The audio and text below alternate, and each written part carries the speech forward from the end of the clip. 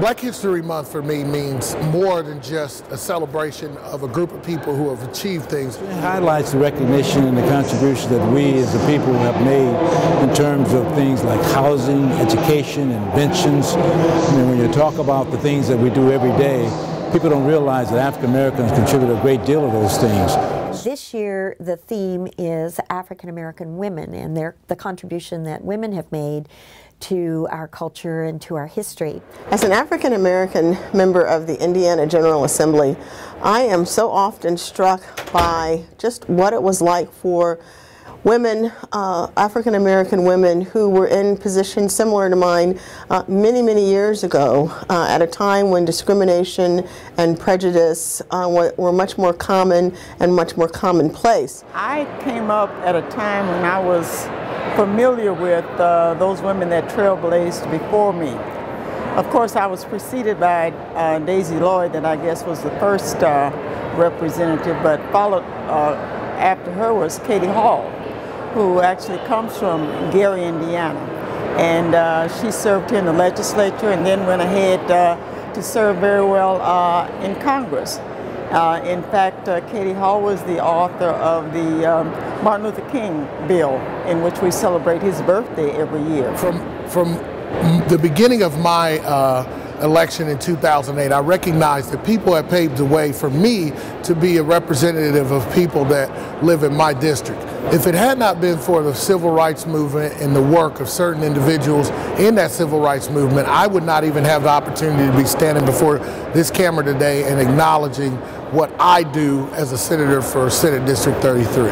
It's someone that has always been a strong role model for me is Shirley Chisholm, who was the first African American female elected to Congress in 1972.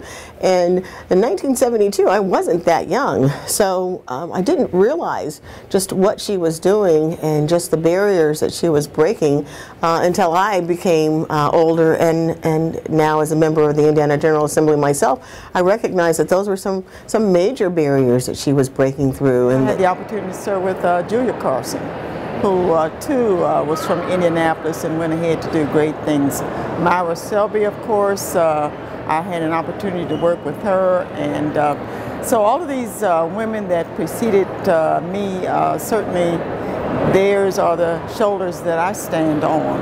And I appreciate what they did, not only for African American women, but for all women, and for all peoples. Myra Selby, a good friend of mine who has who served ably as not only the first African American woman, but the first woman to serve on the Supreme Court of Indiana. She is a very soft-spoken person and doesn't overtalk on issues that she cares about, but when she speaks, people listen. The other day we had a chance to acknowledge two very important individuals to the history of the state of Indiana, especially for someone like me, George Taliaferro and Vi Taliaferro. George Taliaferro was the first African-American football player drafted into the NFL. He was an important icon. He was part of the only undefeated IU football team in school history in 1948.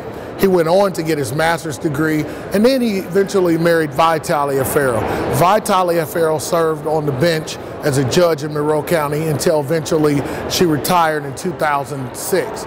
And during that time period, both of them were not only figures in the community, George with his football accolades and his work at the university, Vi with her work on the bench in the Monroe County Superior Courts, but both of them served as icons for people, icons that people could touch and talk to personally when you were down in Bloomington.